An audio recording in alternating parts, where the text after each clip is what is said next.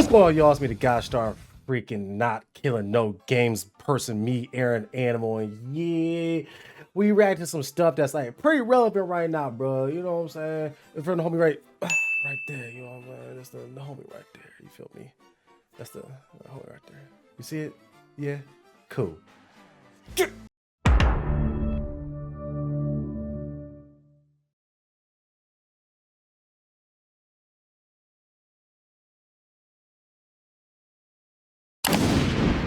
Oh, here. This was called Stop Killing Games Explained Using Bananas. So, interesting title. Very relevant. If you don't know about it, well, you're about to find out. Something's pretty important. I think we should also stop killing games because you know what?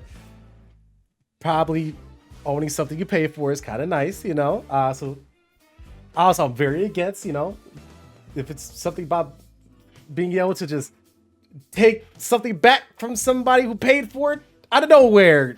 Don't like that at all. Very weird, very creepy, not cool practices. But we're gonna react to this bad boy. We're going, you know, let's hop in this. I just forgot what I was gonna say. I don't know. I just had like a brain fart right there. Let's hop in this bad boy. Don't forget to like, comment, subscribe.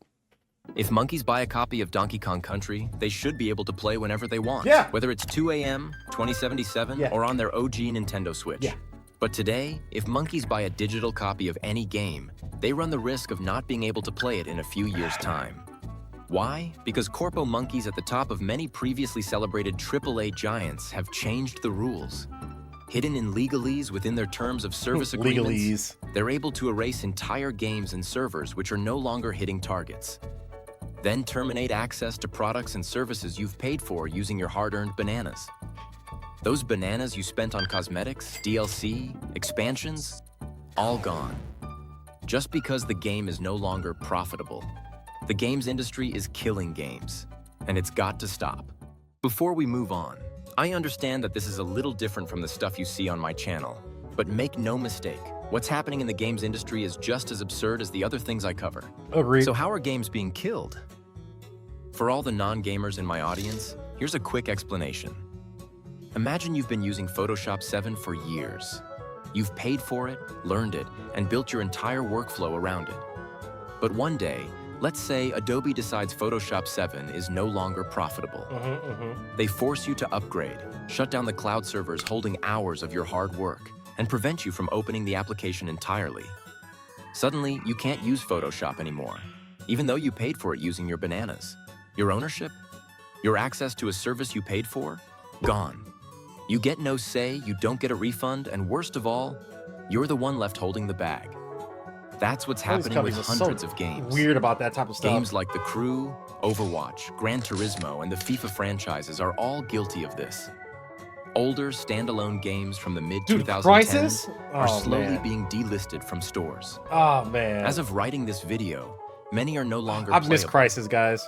The average monkeys who bought these games, the ones who spent on in-game cosmetics, currencies, and expansions, they might as well have thrown their hard-earned bananas into the void. Because you are. They lost access to a product they paid for, all because a company decided that preserving it didn't agree with their bottom line. And in doing so, they've effectively stolen your hard-earned bananas and given you nothing in return. My cabbages! But why are games being killed? Many old games are shot between the eyes. This is hilarious. For many reasons. Some publishers claim that it's no longer profitable to maintain servers. Others hide behind low player counts. And the worst of all, cite the abomination of live service business models. But don't get it twisted. Gone are the days where gamers made games. Now it's just soulless husks focused on one thing. Milking customers for all the bananas they've got. Facts. Corpo monkeys do not care about the friends you made playing Halo Online, the euphoria from clearing a hard raid for the first time, or your love of the art created by the developers. They care about profit margins and quarterly reports. If a game isn't squeezing out enough bananas to hit their targets, they pull the plug. On paper, this might make sense. And some monkeys are very quick to point out that there's no point in keeping a game alive if it's not making money. Yeah. But every time a company pulls the plug, they're telling you that your trust and support via your hard-earned bananas don't matter. You paid for a product, not a rental. This isn't bad business. It's spitting in the face of the consumer. It's like, it doesn't have to be If we live let companies get away service with to this, play it. what's Just next? let Will people they still start play it. deleting your single-player games? That. Charging you to customize your problem. character? Huge problem. Ask you to swipe your credit card for revives? Oh wait, it's already happening. This is a slippery slope, greased with corporate indifference and consumer apathy. It's a scam, dressed up in legalese. And the worst part is that industry giants like Blizzard have started sneaking this into their TOS forms. And here's the real punchline. Many of these games have single-player modes that can be played without an internet connection. Overwatch, Gran Turismo, both have content that could work perfectly fine without servers. So why can't you play them? Because the corpo monkeys would rather flip the off switch and push you to spend another 80 bananas on their newer release. 80, And to yeah. be clear, Oh my it's God, unrealistic to expect old games to be supported with new content forever. Games are so expensive. However, they should be playable at the very least. Old games should come with an end-of-life plan. It could be a final patch which makes the game playable without the need for an internet connection, servers, or further support from the developers. But sadly, this isn't happening. The bottom line is this: games are no longer being viewed as art to be protected, but a means for investors and shareholders to turn a profit. But who wins from killing games? It's the corpo monkeys, the ones who see games not as art, but as a means to earn their annual bonus. When a game gets axed, they get to cut costs, free up server space, and funnel players into their supposedly newer and better release. Just look at Overwatch 2. Exactly the same game with some features changed here and there. Oh, but you bet there's loads of paid skins, battle passes, and time-gated exclusives. Killing old releases and forcing players onto their new Overwatch game 2 gives was such publishers all the leverage. Such a terrible move. You're not a customer anymore. You're a data point on a spreadsheet, a contributor to the bottom line. Other than the customers, there's another group who are being forced to participate in this shit show. The developers. That's hilarious. The real artists. They lose too. Most devs, sadly, have no say if their games live or die. Unless they're fully independent, they're just as powerless as the players. And most of the time, the devs are gamers too. Their art, their legacy, and potentially years of toil destroyed in the course of a single boardroom meeting. And when companies make games less about art and more about profitability, they end up making safe, formulaic slop with every release. Because there's no incentive to try something new, no room to experiment. It's the same shit, but different year. Where love and passion once gave us great games, now sits greed and corporate interests. Yeah. What I'm trying to say is this: killing games does nothing for the customer or the developers. It puts all the power in the hands of the corporation and leaves both players and developers at their mercy. The only ones who win are the ones who never cared about games in the first place. But it's not over yet. Even though this all looks incredibly bleak, we're not powerless. There's an initiative called Stop Killing Games. And it's a campaign started by regular monkeys challenging the legality of publishers destroying video games they have sold to customers. You can check out this website here for details, but here's a brief summary. The initiative calls for companies to keep games playable, even if they're no longer profitable, even if the servers go dark. At the very least, let us play the single-player modes we paid for with our hard-earned bananas. I would sign it myself, but unfortunately, the petition is only available to EU citizens. That's wild. So if you're I an EU wish. citizen, please consider signing the petition. I wish to I could preserve sign the it, games we man. I enjoy. can't sign it either. Will it guarantee change? Dang it. Maybe, maybe not. But every movement starts with a signal. Even if this never makes it into the code of law, it tells the industry that the monkeys are watching, and we're not happy with how things are going. If enough monkeys put our foot down, maybe, just maybe, some companies will rethink their decisions Good choice before of music, by pulling the the way. plug on the next game. Because after all, monkeys strong together. And it's working. While I was editing this video, a video game lobby made a statement against the initiative. This can only mean one thing. The corpo monkeys are scared. Let's keep it that way. So if They you are. too care about preserving are. art, please consider signing the petition and add your voice to the choir of hundreds of thousands of others just like it. And if you're not part of the EU, you can help by spreading the word. Tell your friends, your guildmates, your family. Every little bit helps.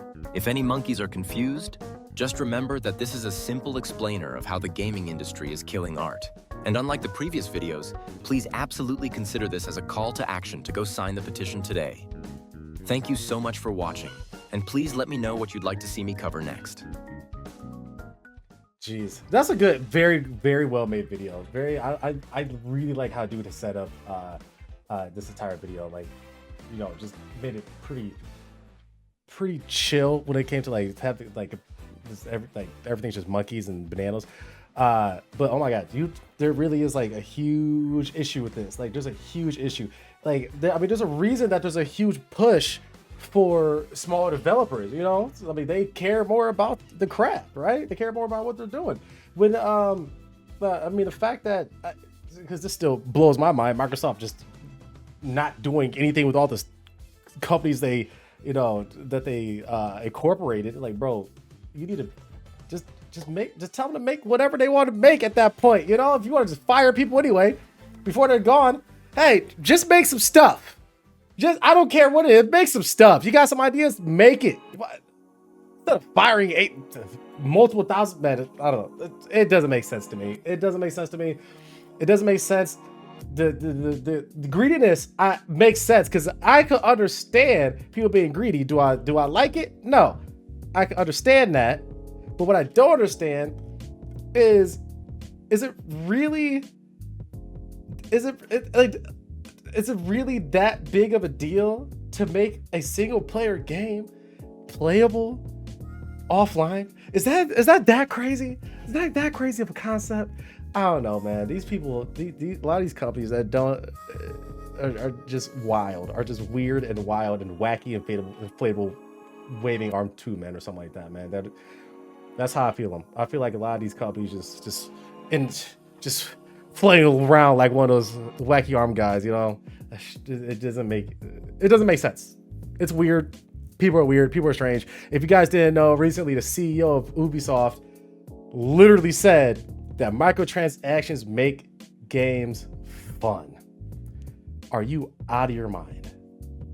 Can I get whatever you're smoking on? Okay, that's it. All right, I'm sorry. I don't want to.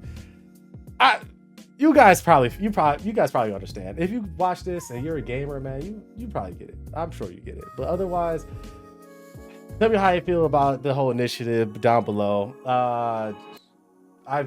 If you have any drama that you want to bring up, please don't. I already know about like the specific drama that kind of happened between Stop Killing Games and, you know, the specific person, all that type of stuff. Don't really want to talk about that. Don't really care about drama. But I appreciate y'all, and I hope you have a great rest of your day. And I'll see you on the next one, all right? Deuces.